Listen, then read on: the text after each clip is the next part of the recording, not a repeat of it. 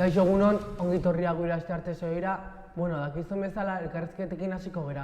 Gaur Andrea ekarri dugu. Kaixo Andrea, zer ekarri duguzu? Kaixo dei, gaur Maria Elorza etorri zaigu gurera eta bideo batekin aurkeztuko dizuegu. Gaurkoan Maria Elorza daukagu gurekin 1988 urtean jaio zen eta Bartzelonan ikus-entzunezko komunikazioa ikasi ondoren eta UPPan masterra egin ondoren zinemaren mundura murgildu zen. Gaur arte hainbat laburmetrail eta dokumentaletan aritu da lanean. Esaterako. Kaixo, egunon. Gaurkoan Maria Elorza zinema zuzendaria daukagu hemen. Kaixo, Maria. Kaixo. Zergatik eta nola hasi zinen honekin eta noiztik? Nik ikus-entzunezko komunikazioa ikasi nuen eta nahiko argi neukan ikasketak hasi nituenean zinema zala gehien interesatzen zidana, ez? Ez naiz inoiz oso telebista zalea izan, ez irrati zalea, eta neukan nola argi ikus-entzunezkoaren barruan sormena interesatzen zitzaidala. Orduan ikasketak bukatu nituenean, nik Bartzelonan ikasi nuen, Donostira itzuli, eta hemen hasi nintzen nola gauzatxoak egiten, ez? Bideoklipak grabatzen, olako tontakeriak, eta alor guztietan gertatzen den bezala, pixkanaka proiektuak gero eta handiagoak sortzen joan ziren, eta orain arte momentuz kortoak bakarrik egin ditut, oraindik ez dut film luzerik egin, eta ez dakit inoiz egingo dudan, baina hor nabil zinearekin eta sormenarekin lanean. Txikitan pentsatzen altzen nuen horrelako zerbaitetan bukatuko zenuela egiten? Beti oso txikitatik beti pentsatu izan dut kulturarekin eta sormenarekin zerikusia zeukan zerbait egingo nuela, ez? Oso txikian nintzenean pintorea izan nahi nuen, gero aktoresa ere izatea pentsatu nuen, diseinatzailea, idazlea, beti sorkuntzarekin zerikusia zeukaten lanetan pentsatu izan nuen, ez? Gero igual nerabezaroan konturatzen hasten zara bizitza ez dela pentsatzen duzun horren erresa, eta beti zalantza daukazu, ez lortuko duzun, ez duzun lortuko, baina bai bada hori sormena eta izan da beti nerekin egon den zerbait. Ez egon zure familian aurrekaririk? Egia esan ez. Aitaren aldetik, aitak kutxan egiten zuen lan, nire aitonak ere bai, eta nire amona etxean aritzen zen lanean, etzekan hola profesiorik. Eta gero amaren aldetik, ama irakaslea da, literatur irakaslea, orduan zentzu hortan zegoen etxean kulturarekiko maitasuna, ez, edo beti egon dira liburu asko, beti egon da interesa handia hori zineman, artean, orokorrean, baina hola zinera dedikatu den inor ez dago nire familian, eta hori aitaren aldetik batez ere zientzia edo ekonomiaren arloan ibilira denak, eta amaren aldetik hori ama irakaslea, baina nire aitona amonak nekazariak ziren, orduan ez dago aurrekaririk. Ezagutzen ez zaituztenentzat, zein izan da orain arte zure bidea? Lehen esaten nuen bezala, nik ikus-entzunezkoak ikasi nituen, eta karrera amaitu ondoren hainbat lan egin izan ditut ikus-entzunezkoarekin lotuta, ez? Telebistan egon naiz praktikak egiten, produktora batean praktikak egin nituen, freelance moduan ere bideoak egiten aritu naiz, mota askotako bideoak, ez? Ezakit bideo korporatiboak, edo, inkluso ezkontza bat ere egin izan nuen behin. Eta gero, 2015etik ni Tabakalera kultur garaikidearen zentroan nago lanean, ikus-entzunezkoak egiten. Komunikazio lantaldearen barruan, sare sozialetarako, edo webgunerako, edo inkluso edifizio barruan, ezakit zine aretoan pelikulen aurretik, egiten ditugu olako promo batzuk Tabakalerako zinean egiten ari garen erakusteko, ez? Ikuslei, olako bideoak nik egiten ditut, eta prentsaurrekoetarako argazkiak, horrelakoak. Eta gero, paraleloki, nire proiektuak egiten ditut, ez? Nire film laburrak, nire sorkuntzarekin lotutako nire proiektu pertsonalak. Zinemaren barruan, zuzendari lanak bakarrik erakartzen zaitu, aktoresa izatea pentsatu duzu? Lehen esaten moduan, txikian nintzenean banuen aktoresa izateko gogoa, eta egia da orain, egin izan dudala aktoresa lana lagunentzako, korto batean egon nintzen hori pertsonaia nagusia egiten, Baina ez da nire, ezak nola esan, ez da nire helburuen barruan dagoen zerbait, ez? Suertatzen bada, bai, presnago egiteko, baina ez da hola bereziki lantzen ari naizen zerbait, ez? Baina bai gustatzen zait, beste ezagunentzako edo interesatzen zaizkidan beste proiektuentzako, beste ez bakarrik zuzendari lanak egiten, baizik eta ezakit kamera lana egitea edo muntaia asko gustatzen zait, ez orduan ez zait inoiz tokatu pelikula baterako edo beste baten proiekturako muntatzaile bezala aritzea, baina interesatuko litzaidake, bai. Ze zuzendari dituzu erreferentzia moduz? Jo, hauek dira beti oso galdera zailak, ez? Asko gustatzen zait, 60-garren hamarkadetan egon ziren Europako zinemaren barruan egon zen olako mugimendu bat, mugimendu berritzaile bat, ez? Europako zine berriak deitzen direnak edo. Eta horiek asko gustatzen zaizkit, adibidez, italiar zinema asko gustatzen zait, Fellini, Rossellini, Visconti, Antonioni, olako zinegileak, gero, zine frantsesean Romer, Truffaut, Godard, horrelakoak oso gustuko ditut, zine alemanean, Fassbinder, Wim Wenders, horrelakoak. Eta gero, zine klasikoa ere oso gustuko dut, Hitchcock, ez? Seguro denek ezagutzen dezute gutxienez izenez, ez? Psikosis edo horrelako pelikulak egin dituenak, edo Vertigo, edo La ventana indiscreta. Eta gero, zine garaikidea ere, desente jarraitzen dut, nire profesioarengatik ere.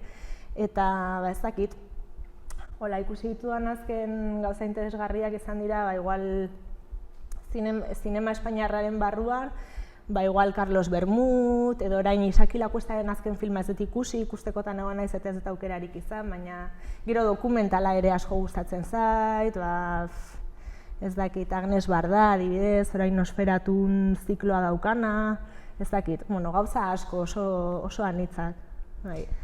Zein aktore edo aktoresa gustatuko litzaizuke zuzentzea?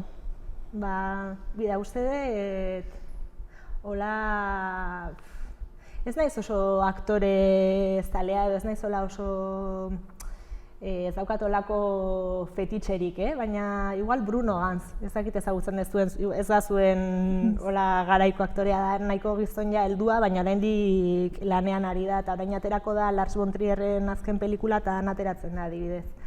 Eta uste dut Bruno Ganz gustatuko litzaidakela zuzentzea.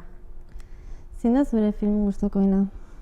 Jo, haze galdera zaila, hori ezinezkoa da esatea, baina ez dakit hori lehen esaten nuena, zuzendariekin lotuta, Nouvelle Vague, zine, 60-garren hamarkadako zine frantses asko gustatzen zait, ez dakit, Los 400 golpes, edo Clararen, La rodilla de Clara, Le genou de Claire, edo zinema italiarra, La Dolce Vita, El gato pardo, lako pelikulak izugarri gustatzen zaizkit, gero Angelopoulos, dela zinegile greko bat, La eternidad y un día, edo ezakit, horrelakoak. Eta gero, zine klasikoaren barruan ere, ezakit, Psikosis, ikusi beharreko pelikula, argi eta garbi, edo Ciudadano Kane, edo Fraude, Orson Wellesena ere ezakit, asko dira, ezinezkoa zait bakarra esatea. Orain aukeratu ikusi behar ditugun 5 film. Esango nuke. Agnes Barda lehen aipatzen nuena, momentu honetan Nosferatu Donosti Kulturak ziklo bat dedikatzen dio, asteazkenero Tabakaleran badago bere pelikula bat ikustea. Eta igual, Agnes Bardaren Los espigadores y la espigadora, da oso dokumental polita, eta hitz egiten du botatzen den janariari buruz. Eta Agnes Barda zinegilea emakumea da, oso nagusia, ez dakit igual 80 piko urte eukiko ditu. Pelikula zarra da, 80-garren hamarkadakoa edo. Eta Agnes Barda juten da Frantziatik bidaiatzen ikusten zenbat janari botatzen den, eta alde batetik kritika sozial bat, baina baita ere Frantziako erretratu bat, oso divertigarria, bera oso emakume divertigarria dalako, eta gainera bera azaltzen da, pelikularen barruan, ez dakit katu bat daukat, bere pelikuletan beti katua ateratzen du, eta oso pelikula freskoa, divertigarria. Agnes Bardaren hori, Los espigadores y la espigadora. Gero, pelikula klasikoetatik, igual Vertigo esango nuke, Hitchcockena.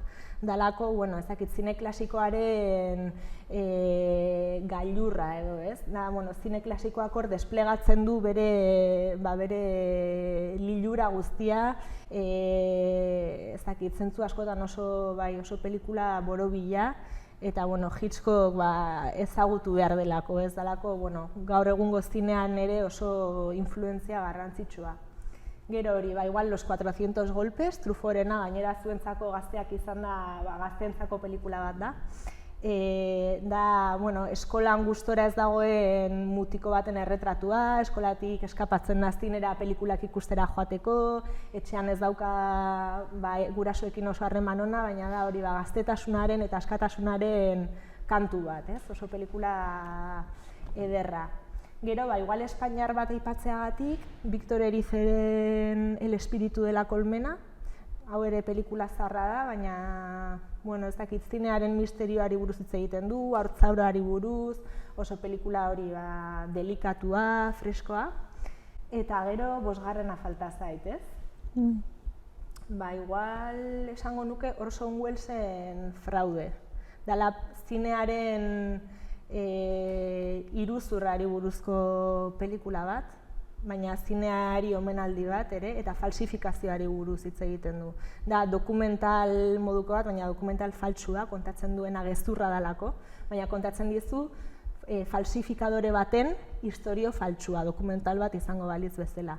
Eta da, ez dakit 70. urteko pelikula edo, baina da oso gaurkoa, ikusten ez dut muntaiaren aldetik dena, da pelikula bat aurten egin izan balute, sinestituko zenukeena, ez, gaur egungoa dela, eta da oso pelikula modernoa naiz eta zarra izan. Hollywood edo autore filmeak? Bueno, Hollywooden ere badaude autore filmeak, ez? Hitchcock adibidez adibide bat da, ez? Hollywood da, baina autore zinea da, edo Kubrick, ez? Hollywood da, baina 2001 Odisea en el espacio adibidez, da pelikula bat oso haundia, ez? Eta Hollywooden eta errekurso askorekin egina, baina aldi berean autore filme bat da, eta da pelikula oso esperimentala. Baina, bueno, bien artean zerbait aukeratu behar dut uste dut autoreak aukeratzen ditu dela, ez? Baina iruditzen zait beti ez dutela zertan kontraesanean egon behar, ez? Eta zinema ala Netflix? Bueno, ni, Netflix ez dut erabiltzen, baina ja pixkat zaharra naizelako. Eta gero beti pereza handia ematen didatelako lako gauzek, baina adibidez nik zene asko ikusten dut ordenagailuan, eta Netflixen ez nago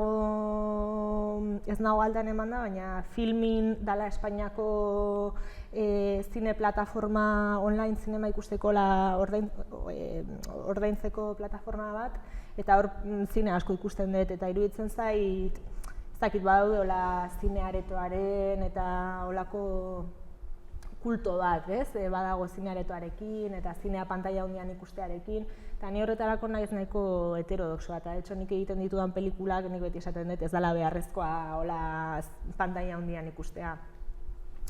Uste dut, zine aretoak, zerbait berezia daukala, alde batetik pantaila handian pelikulak ikusteak beti ematen dizulako pelikularekin beste harreman bat, hobeto ikusten delako, soinuaren aldetik ere, askotan soinuan ez dugu pentsatzen, baina zine aretoan soinua askoz hobeto, askoz envolventeagoa da, ez dakit beste modu batean hartzen duzu.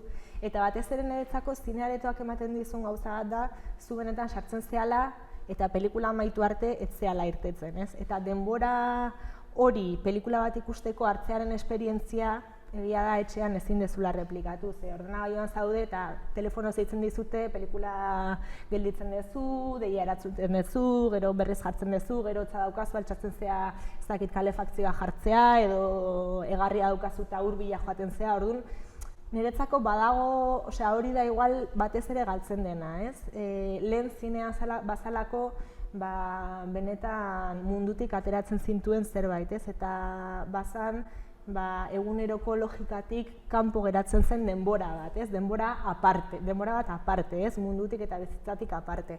Eta orain internetarekin hori asko galdu da, ez? Eta niretzako hori da igual pixkat pena, baina ez daukat zinean nola ikustearekin ez daukat aurre iritzirik, eta uste dut bakoitzak bilatu behar duela, bueno, zinearekin harremantzeko modua, eta uste dut asko zobe dela 10 pelikula Netflixen ikustea, ba igual zine batez ere gu Donostin bizi gehala, igual Madrilen bizi danak kriston zinema eskaintza dauka, baina hemen edo herri txiki batean bizi danak, jo, batean internetekin badu zine pilo bat deskubritzea, ez?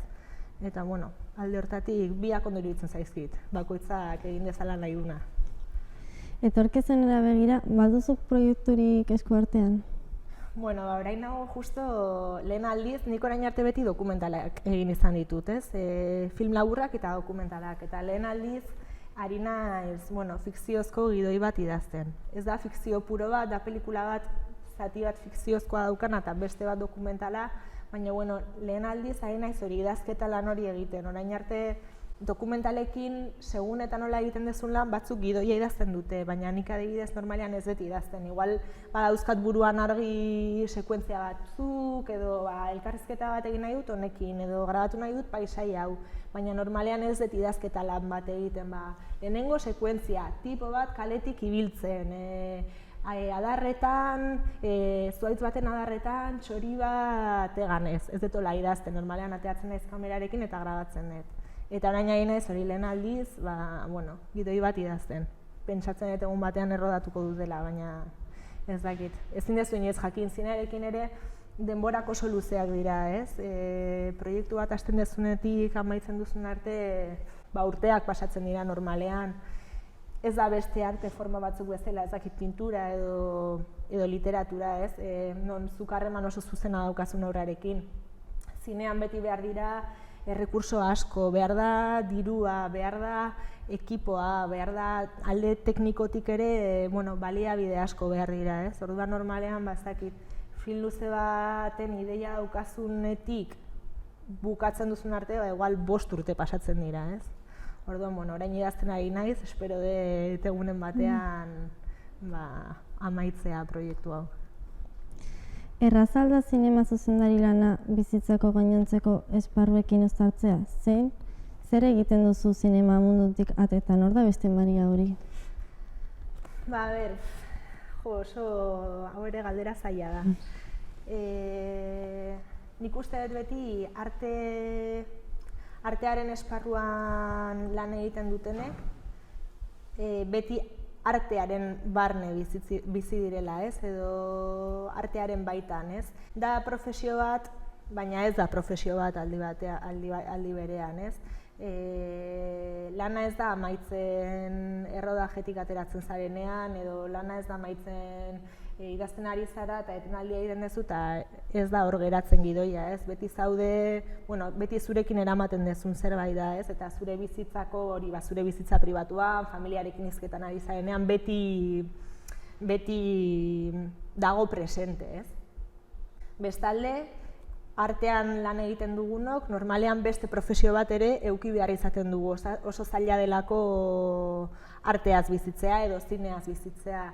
Orduan, bueno, alde batetik hori beti daukat zinean erekin, baina bestalde beste gauza asko ere egiten ditut, ez? Hori tabakalean egiten dut lan komunikazio arloan, edo ez dakit, asko gustatzen zait, hizkuntzak asko gustatzen zaizkit, eta hizkuntza klaseak jasotzen ditut, eta ez dakit, saiatzen naiz ere nire bizitzan, zineaz aparte beste jarduera asko egiten, horrek ere askotan materiala ematen dizulako zure proiektuak egiteko, ez? Artearekin ere asko esaten da, ez? Artea egin ahal izateko lehen da bizi egin behar dezula, ez? Eta nik uste hori oso egia dela, eta zinea egiteko, zinea ikusi baino oso garrantzitsua dela hori bizitzea eta zure inguruan adi egotea, ez? Eta munduari begira egotea denbora guztian. Orduan, ezakit, zinetik kanpo dagoen beste Maria hori zer da, ezakit, paseatzea oso gustoko duen pertsona bat. Besteen historioak entzutea gustatzen zaiona, beti gustatzen zait amonarekin edo amarekin hor entzuten egotea, ez? Edo herriko historioak entzutea. Asko gustatzen zait ikusle bezala zinera jutea, asko gustatzen zait irakurtzea, ere desente irakurtzen dut, eta hori lanerako ere oso baliagarria zait. eta gero asko gustatzen zait ezer egin gabe egotea, etxean, lasai, sofan botata. Lana ere ikasten egiten dugu. Zer ikasi duzu zinema zuzendaritzaz? Bueno, nire kasuan bezala dokumentalarekin lan egiten duzunean asko ikasten duzu munduaz eta asko ikasten duzu pertsonetaz, ez? Pertsona bat elkarrizketatzen dezunean edo pertsona bat grabatzen dezunean lortzen duzu pertsona horrekin harreman bat zure eguneroko bizitzan edo zinetik kanpo lortuko etzen nukeena, ez? Eta hori niretzako oso agerikoa da familiakoekin. Nik asko grabatzen ditut nire ama, nire amona hori familiakoak, ez?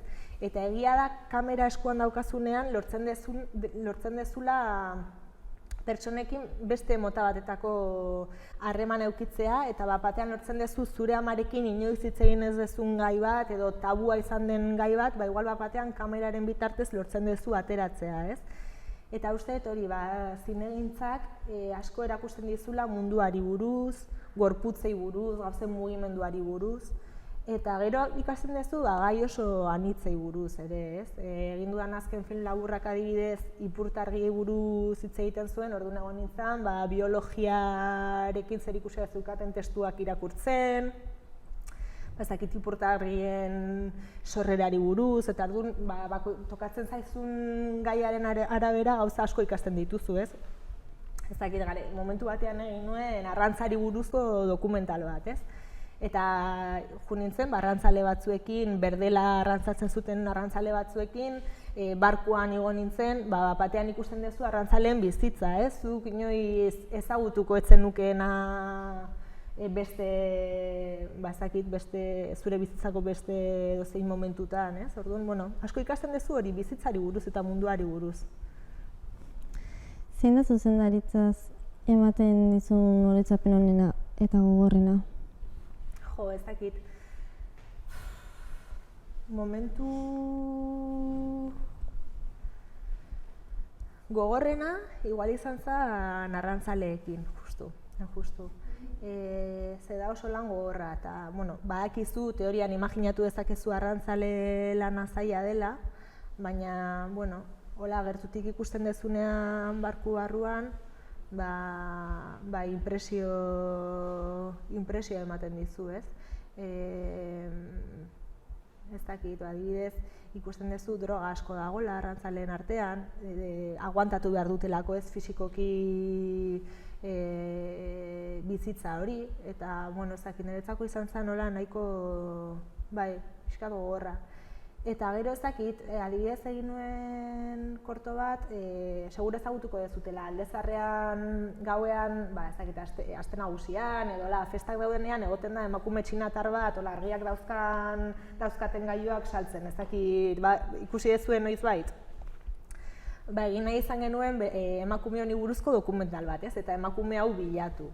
Eta hor ere pixkat gogorra izan zen, atera ginen nola hainbat gauetan, gai giroa zegoen gauetan, eta ikusten dezuenetan alde batetik jendea nola dagon, mozkorrak nolakoak dian, jendea etortzen zitzaigun kamera gainera denbora guztian, txorakeriak egitera, eta izan zen nola oso, normalean zu giro horretan zaudenean da festa barruan zaudelako, eta kanpotik ikustea izan zen pixkat, eta gero pena asko ematen dizu, ez? Olako emakume honek eduki behar duen bizitza eta topatu genuen eta ez zuen nahi izan, guk elkarrezketatu nahi genuen eta esan zigun ez, eta, izan zen hola pixka, tristea.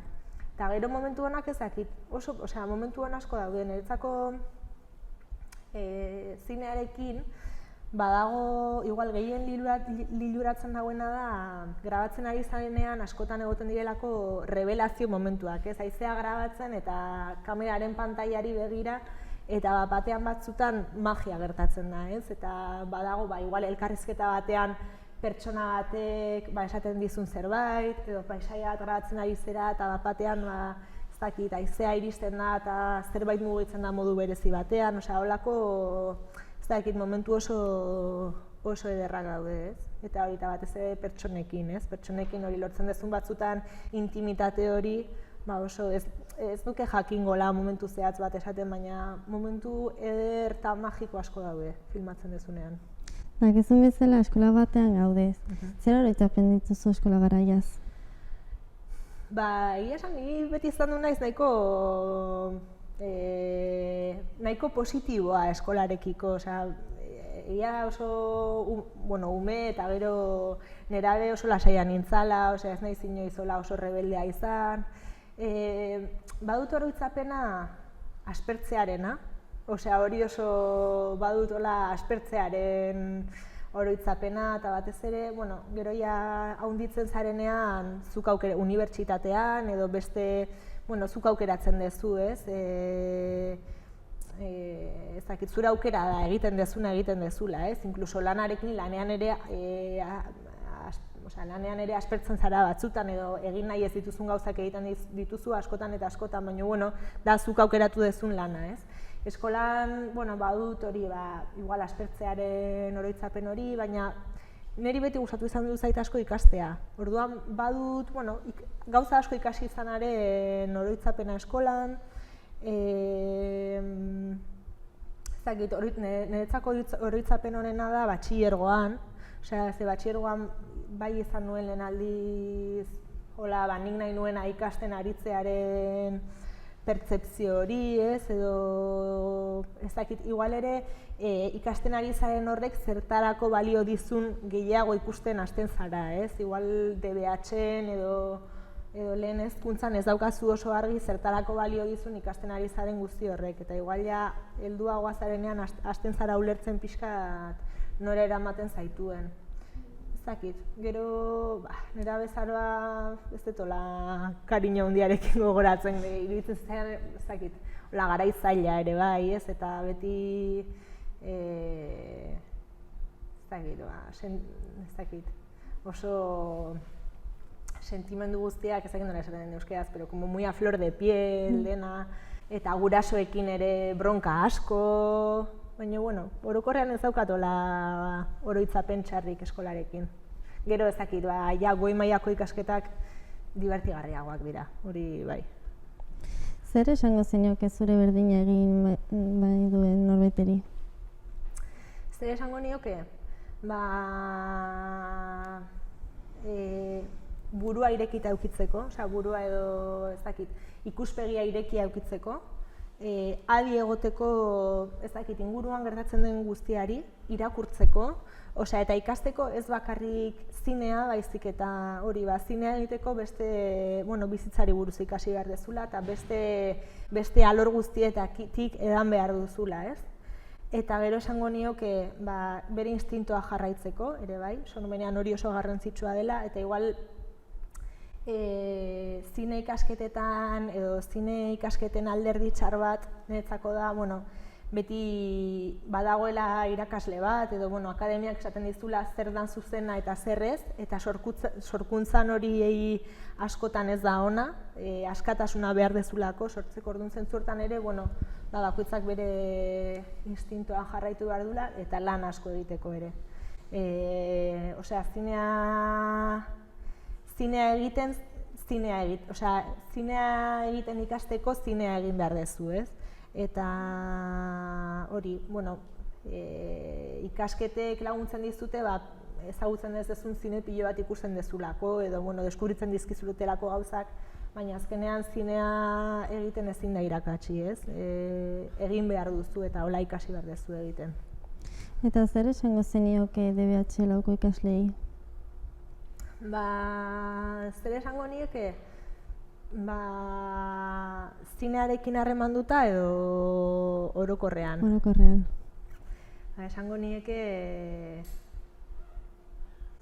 esango nieke lehenik eta behin ni ez naizela inor gomendiorik emateko inorri. Bakoitzak bere aukerak eta bere ikuspegia eduki behar duela, ez? Baina esango nieke aprobetxatzeko, gero bizitzan nik orain lanean nagola, nahiko nuke ikasten jarraitzea, eta, bueno, ja ez daukat denborarik, eta saiatzen naiz pixkat ikasten, baina, bueno, aprobetxatzeko, orain ikasteko denbora dutela, denbora librea daukazutela, osea, nik uste dut hori zure bizitzan ez dela beste inoiz gertatzen, ez, horren beste denbora librea eukitzea, eta, bueno, baten pasioak garatzeko garaia ona dela, eta hori nik uste dut DBH-ko garaia izan dela gehien irakurri duten garaia adibidez, orain ez dakat denborarik nahi ditudan gauzak irakurtzeko, askotan lanarekin harremandutako gauzak irakurri behar ditudalako, edo erosketa egin behar detelako, bizitza arduratu behar dudalako, ez? Baina, bueno, DBH-ko ikaslei esango nieke hori, euren pasioak heltzeko momentu ona dela, eta garatzeko, eta, bueno, batak ere bere buruari denbora dedikatu behar diola, eta garai oso ona delako horretarako, aprobetxatzeko alduten guztia ikasteko, eta ez dakit, bizitza guztia aurretik daukazuela, ez? Eta horrek inbidia asko ematen dizula. Eta hori nio erdi gaztea naizela oraindik, baina. Bai. Bueno, honekin bukatzen dugu, eskerrik asko, Maria. Zuei. Hau izan da gure elkarrizketa, eskerrik asko Andrea eta Maria. Eta orain, eroberriekin hasiko gara. Gara Andrea, hiru eroberri ikarrizkigu. Kaixo, Andrea. Kaixo, dei. Lehenengo eroberria, Alemanako Andre batek eskuz egindako bufanda bat erosi du 7.000 eurokoa. Ostra, ez da garestia, ez da. Bigarren eroberria, lantalde batek Star Warsen saga aztertu du eta kontatu du ea zenbat aldiz esaten den bai eta ez. Badakizuen horke irabazi duen? Ez? Ezak irabazi du. Eta azken eroberrian, gizakiaren antza robot bat sortu dute. Gizaki batek egiten dituen gauzak berberak egiten gai dio. Hau izan da gaurko eroberria, eta besterik gabe hurrengo asterarte.